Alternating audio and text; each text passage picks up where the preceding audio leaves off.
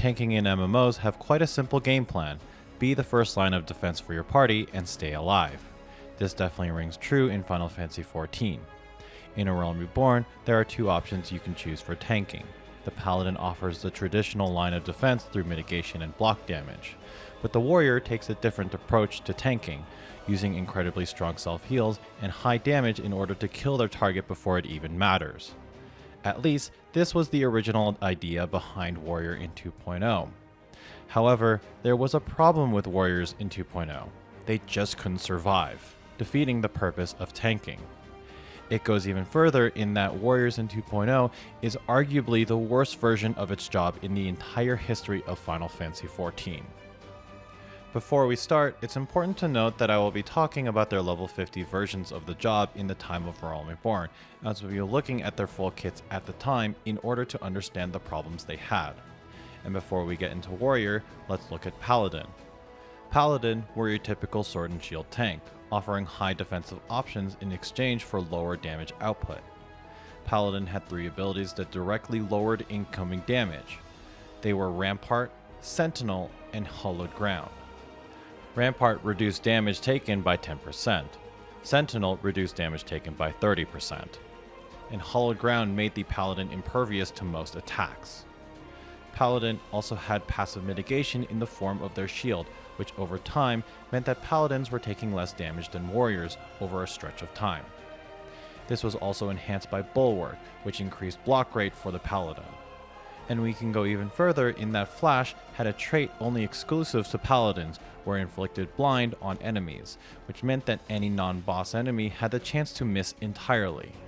Finally, Paladin's tank stance Shield Oath reduced all incoming damage by 20% in exchange for higher enemy output and lower damage done. Now, we look at Warrior's defensive capabilities and, well, there weren't a whole lot. Rampart in 2.0 wasn't a cross-class, so Warriors did not have one of their basic mitigation abilities yet. Instead, the only ability they had as a mitigation tool was an ability called Foresight, which increased defense by 20%. However, as this was not a straight damage mitigation cooldown, but rather a defense increase cooldown, looking at the math back in the day, this roughly translated to about 7 to 10% damage mitigation. And since this was a cross-class, Foresight wasn't exclusive to Warriors, as Paladins could also use this on top of their already stacked mitigation toolset. And that was really it for Warriors. They did not have mitigation on Vengeance, and Holmgang did not have the 1 HP effect in 2.0. What Warriors had in 2.0 was their manipulation of HP. First, we had the Warriors tank stance, Defiance, that came with a 25% HP increase in exchange for higher enemy output and lower damage done. Our second max HP increase came with Thrill of Battle, which was a 10% HP increase for 10 seconds, as well as restoring HP equal to the HP increased. The idea behind this over mitigation was that instead of lowering incoming damage, Warriors had more than enough HP to survive high damage attacks. However, let's go over why increased max HP did not equate to mitigation. Let's take a Paladin with 10,000 HP and Shield Oath on. We have a boss that deals a tank buster of 9,000 damage, but with Shield Oath on, that damage gets reduced down to 6,750 because of the 25% mitigation on Shield Oath. The Paladin now has 3,250 HP remaining. Now let's take a Warrior with 10,000 HP. With Defiance on, that Warrior now has 12,500 HP. Taking the same tank buster of 9,000 damage means that the Warrior is left with 3,500 HP. On the surface, it looks like the Warrior comes out on top due to having higher HP after the tank buster. However, now let's have the boss attack with a follow-up attack of 3,500 damage. The Paladin with Shield Oath on would take 2,675 damage and survive the attack with 625 HP left. However, the Warrior would take the full 3,500 damage and not survive the attack, and therein lies the problem. Increased max HP is only good when the player can utilize the additional HP. However, once the Warrior's HP goes under the additional max HP, nothing is really protecting the Warrior unless they get healed back up into the additional max HP pool. The situation stated before was seen a few times specifically with Titan and Twintania. However, the big hit usually came before the tank buster. This was even more of a problem, as we'll see later on, when bosses come with a stacking damage buff and healing debuffs. Luckily, warriors had something to address this, and that was their incredible self-healing potential. Storm's Path was a modest self-heal, absorbing 20% of damage dealt as a heal up to 10% of max HP. Bloodbath, which at this time was a warrior cooldown that could be cross-classed to other jobs. This cooldown allows 25% of damage to be converted into heals for 30 seconds. And finally, Warrior's main self-heal was an attack called Inner Beast, which heals for a whopping 300% of damage dealt and ignores Defiance's damage penalty. The drawback of this was that 5 stacks of Wrath was needed to execute Inner Beast. This was a problem because at this time, Wrath had an effect that increased healing from incoming spells, 3% for every stack of Wrath. This meant that you essentially had to choose whether you wanted to heal yourself with Inner Beast and lose your increased healing effect until you gain back your 5 stacks, or save your stacks for incoming healing. This was a choice as well when using Steel Cyclone or Unchained, as these two abilities also cost 5 stacks of Wrath. It should be noted as well that increasing incoming heals could be gained by cross-classing Gladiator's Convalescence and Pugilist's Mantra. Keep in mind that the healing factor for Warrior is what distinguished itself from Paladins. Paladins in the time of A Realm Reborn did not have any self-heals on any of their abilities. It was often said that warriors were sometimes easier to heal just due to their own self-healing, and so healers felt as if they didn't have to put as much effort to top off a warrior than a paladin. However, as stated before, warriors were still taking more damage over time, and self-heals don't mean anything if the warrior can't survive. Warriors also did excel in another thing that paladins lacked: DPS. In 2.0, paladins had one single target combo and 2 DPS abilities, Spirits Within and Circle of Scorn, and that was it. Paladins lacked any sort of meaningful AoE DPS, and there were only 2 ways paladins generated AoE aggro: Flash, which did not inflict any damage, and Circle of Scorn, which was on a 25-second cooldown. Warriors, on the other hand, had 2 AoEs: Overpower, which was a conal AoE attack, and Steel Cyclone, which was an AoE around the warrior that cost 5 stacks of Wrath. There was something interesting to note about Steel Cyclone in 2.0, however. In a multiple mob situation, using Steel Cyclone meant losing the Wrath healing effect, which was so much more useful than using the one AoE attack that would consume the Wrath.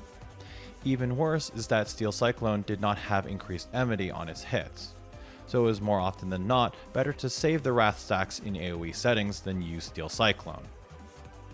Warriors also had several buffs and debuffs that increased their damage even further. Berserk increased attack power by 50% with the 5-second pacification debuff after Berserk fades. There was also Unchained, which costs 5 stacks of Wrath to use and allows the player to ignore Defiance's damage penalty for 20 seconds. There was also Maim, which increased the player's damage dealt by 10% for 24 seconds.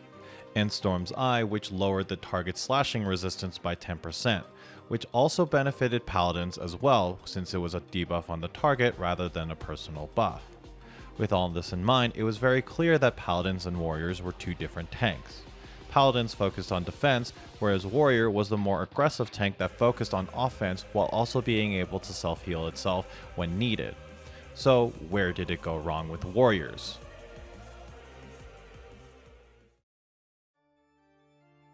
Something to keep in mind in 2.0 was that when A Realm Reborn launched, the endgame was very limited, as leveling to 50 and getting through the story was what the developers were expecting the majority of players to be doing in the first few months of the game.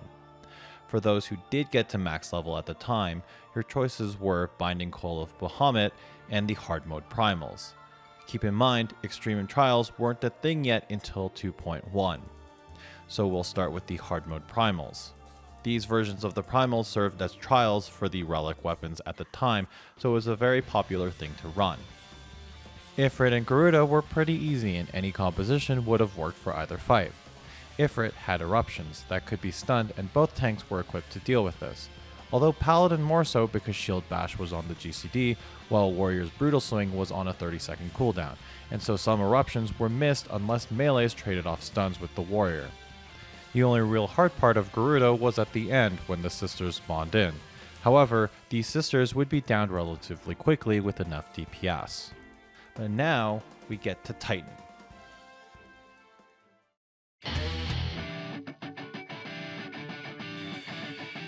I've been saving talking about gear for Titan because although it's recommended that you get some gear either from Amdapor Keep or Wanderer's Palace, or have some Darklight gear, Titan was most players' first gear check.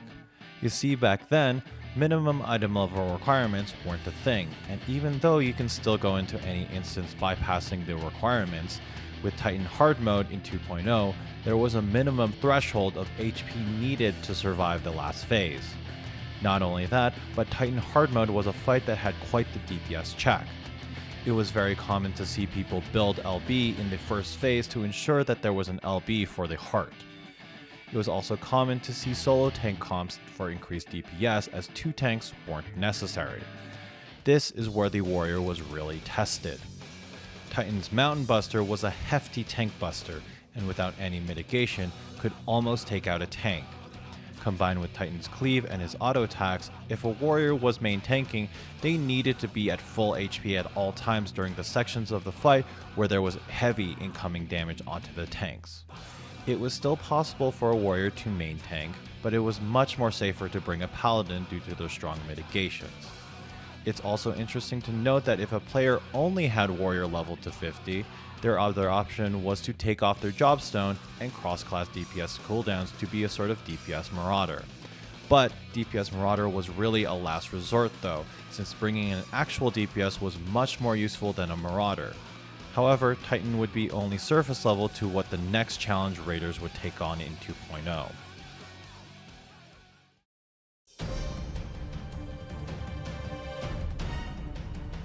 Being the first true endgame raid in Final Fantasy XIV, Binding Coil of Bahamut was players' first true test at high-level content. Not only did it require players to be adequately geared to take on and survive the raid, proficiency in their job was required as DPS checks in this raid were incredibly tight, especially under item level 90. In a lot of these fights in 2.0, it was actually very common to see a 2 Paladin setup for a lot of these floors. That isn't to say that Warrior couldn't do it, but rather taking 2 Paladins was just safer and allowed more room for error. Also note that the limit break penalty for taking 2 of the same job did not exist yet, so doubling up on jobs was a very common thing to see early on. So now let's take the first boss, Caduceus. This boss had an incredibly spicy cleave and surprisingly strong auto attacks. Combined with the stacking damage buff that increased periodically on the boss, it was very common to see the Paladin take the main tank role for this fight as their strong cooldowns made it much more manageable. When Caduceus splits, the off tank is required to take the other snake away to avoid merging them and adding even more stacks on the main boss. However, when there are 2 snakes, if a warrior was in the party, the group would focus on their snake first as the Paladin could stall out with their strong cooldowns and even use hollowed ground. Warrior had no such luxury, and so the party needed to burn the warrior snake first in order to not overwhelm the warrior with too much incoming damage if the warrior snake was left alive for too long. However, if it was 2 Paladins, the party had a little bit more leeway as both tanks could survive for much longer. In turn 2, solo tank comps were very common to see as it was not necessary to have a second tank at all during this gauntlet, and even more so if the party is using the Enrage strat. Coupled with the fact that there were several CPU nodes with silenceable high voltage casts, it just made sense to always bring a Paladin for their silence alone over a warrior in turn 2. In turn 4, in theory, this is actually a fight where warriors could actually shine as it was a floor with multiple enemies. Leaving Paladin with the strong mobs like the Dreadnoughts, Warrior's AoE and its usage of Bloodbath on the AoEs made the waves of smaller mobs actually shine incredibly well on this floor. But now we get to turn 5. Twintania's damage was nothing like we've ever seen before. Along with their spicy auto attacks and an incredibly hard-hitting cleave called Plummet, Death Sentence was an incredibly hard-hitting tank buster that needed to be mitigated. But it was the debuff that came along with it that made it a problem. Twintania would inflict a healing down debuff on the tank, making it harder to heal the tank after the tank buster. This was the warrior's nightmare. The increased HP from warriors meant nothing as this debuff invalidated warriors at the time. However, mitigated damage was a lot more manageable, and so Paladins would just make sense as the main tank. And in fact, taking 2 Paladins in this fight was a very common sight.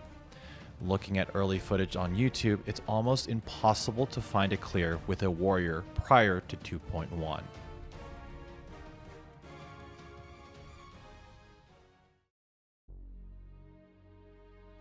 With all this in mind, it was very clear that even though warriors could do a majority of these fights, Paladin was just a much safer choice over warrior in 2.0. The strengths of the warrior did not outweigh the safety of Paladins. In the early days of A Realm Reborn, there were a lot of people that voiced this opinion that warriors needed to be buffed in defense in order to keep up with Paladin. However, there was an interesting comment by Yoshi P in the TGS live letter in September of 2013, stating that he believed that warrior was still very strong and it did not need such buffs. However, the public did not agree. Many stated that there was no reason to have a warrior tank if a paladin can take hits better. With the hard mode primals, since solo tanking was viable, it was better to have a solo tank than a solo warrior.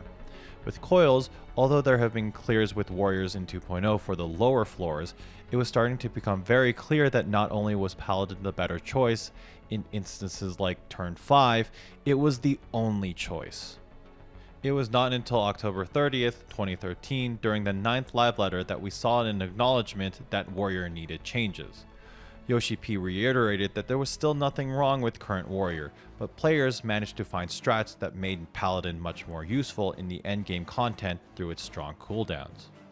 But instead of adjusting the fights, the development team was going to make warrior more in line with Paladin in 2.1.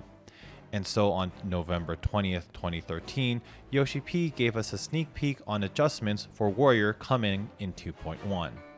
There were a few changes in cooldowns, like Brutal Swing going down to 20 seconds to allow for better solo tanking in Ifrit hard mode. But the real focus was on mitigation and healing changes for warrior. Storm's Path will now inflict a debuff on its target, lowering the enemy's damage by 10% for 20 seconds. Vengeance now reduces damage taken by 30%. Inner Beast has its self-heal lowered to 100%, but now reduces damage taken by 20% for 6 seconds. And Holmgang now has the unique invincibility effect that will not allow the player to go under 1 HP during its buff.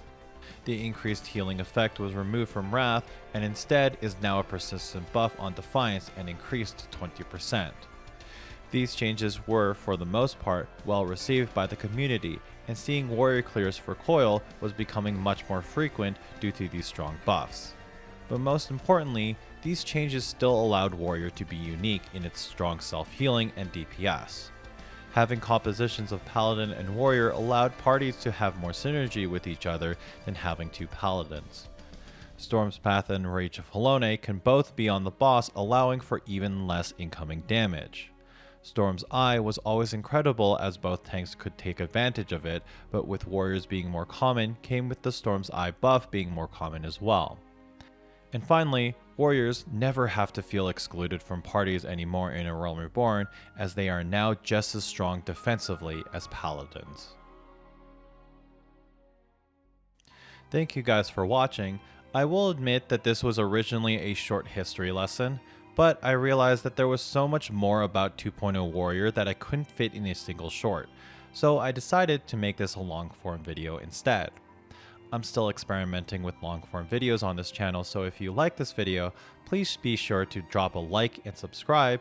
It would mean a lot. And again, thank you guys for watching. I'll see you in the next video.